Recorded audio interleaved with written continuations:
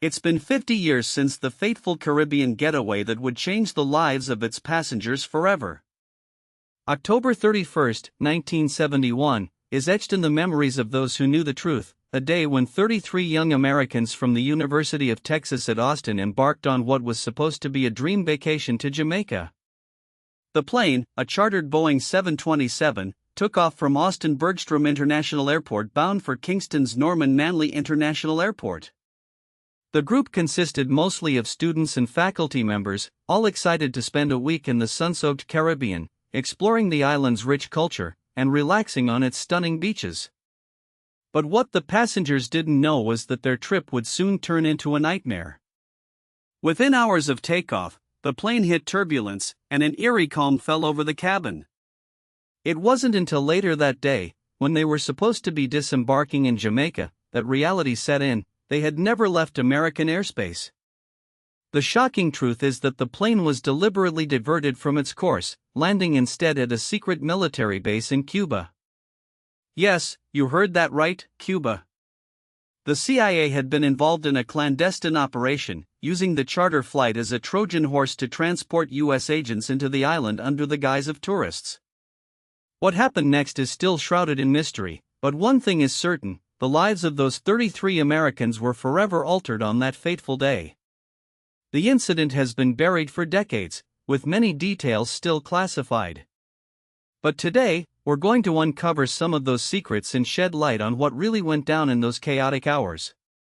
The University of Texas at Austin's 1971 Caribbean trip was supposed to be a celebration of the university's 5th annual Student Activities Fair, which had taken place just weeks prior. Over 300 students and faculty members had gathered to showcase their extracurricular clubs and organizations, with a focus on promoting international awareness and exchange. Among those who attended were members of the newly formed International Students Organization, ISO, a group aimed at fostering cultural understanding between American students and international visitors. The ISO's president, 22-year-old psychology major Emily Wilson, had played a key role in organizing the trip, which was scheduled to take place just as the fall semester was getting underway. The 33 passengers on board Flight 212, operated by Air Jamaica Charter Services, were mostly students from various departments within the university. There was also one faculty member, Dr. James Reed, an economics professor who had been invited along to provide academic context and insights during their stay. Flight 212 departed Austin-Bergstrom International Airport at 8:45 a.m. on October 31, with a scheduled layover in Miami before continuing on to Kingston, Jamaica. The plane was crewed by 2 experienced pilots, Captain Reginald Bailey and First Officer Norman Jenkins. As the aircraft lifted off into the crisp autumn morning air, none of the passengers could have anticipated that they would soon find themselves embroiled in one of the most enduring unsolved mysteries of modern times. The investigation into the disappearance of Flight 1145 and its ill-fated passengers has yielded a plethora of clues and testimony over the years. One pivotal piece of evidence emerged in the form of a cryptic letter, allegedly penned by one of the students on board. The missive, dated November 1, 1971, hinted at a deep-seated rift within the group, with several members expressing growing unease about the trip's itinerary and their leaders' intentions. Notably, passenger Janet Taylor, a junior majoring in psychology, claimed to have witnessed an intense argument between the group's organizer, James Hawkins, and a fellow student, Robert Mitchell.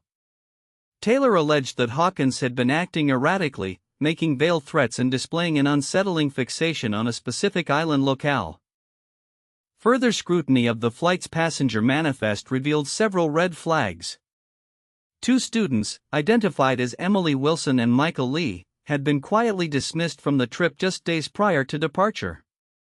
Wilson, in particular, had reportedly expressed misgivings about Hawkins' leadership style, citing creepy behavior and an unsettling obsession with local folklore. Meanwhile, authorities discovered a set of cryptic notes hidden within Hawkins' personal effects. The handwritten entries hinted at a complex scheme involving hidden agendas, covert communications, and possible external manipulation. While the authenticity of these documents remains disputed, they do lend credence to allegations of an internal power struggle and potential external interference.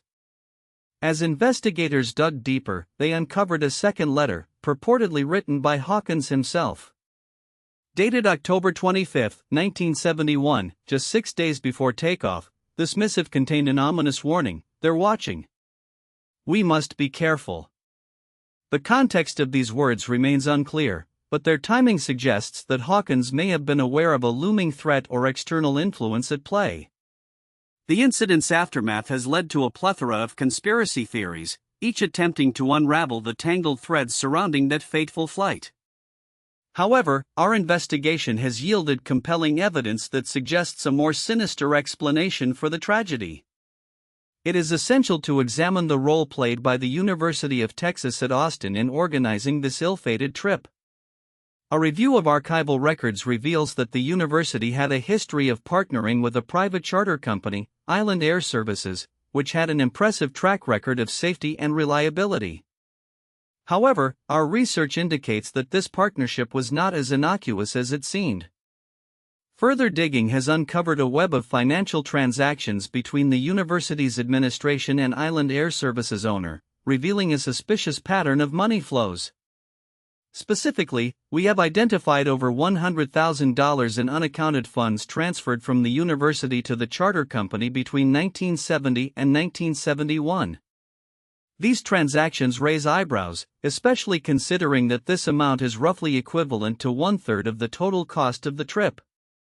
Moreover, an examination of passenger manifests reveals a disturbing trend. Several key witnesses and family members have reported receiving strange phone calls and visits from unknown individuals in the months preceding the tragedy.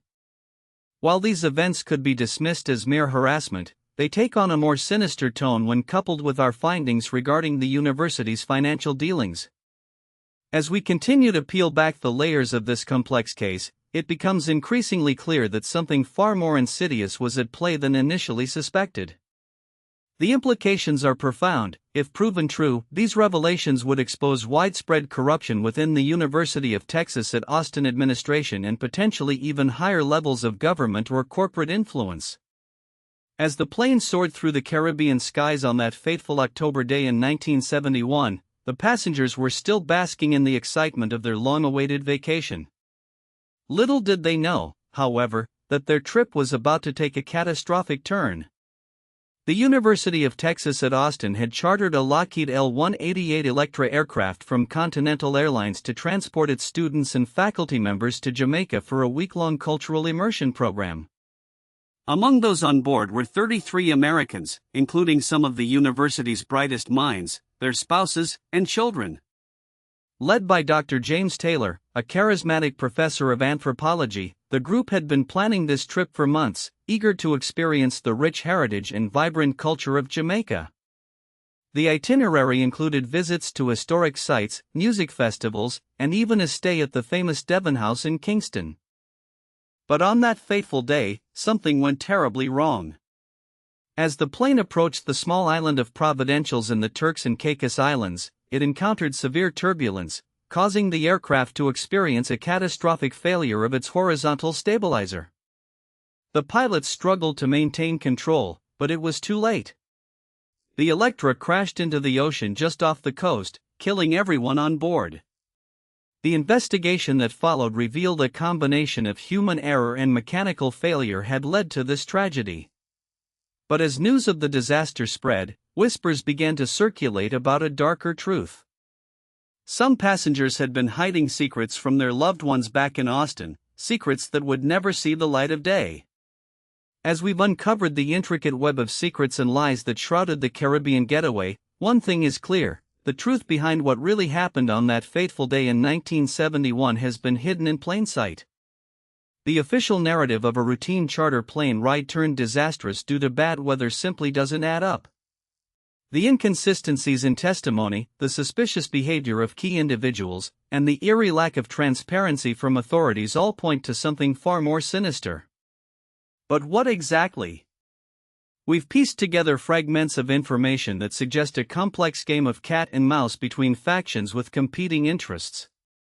The students on board, mostly young and idealistic, had unwittingly stumbled into a powder keg of Cold War politics. As we dug deeper, the names kept popping up: Juan Guevara, the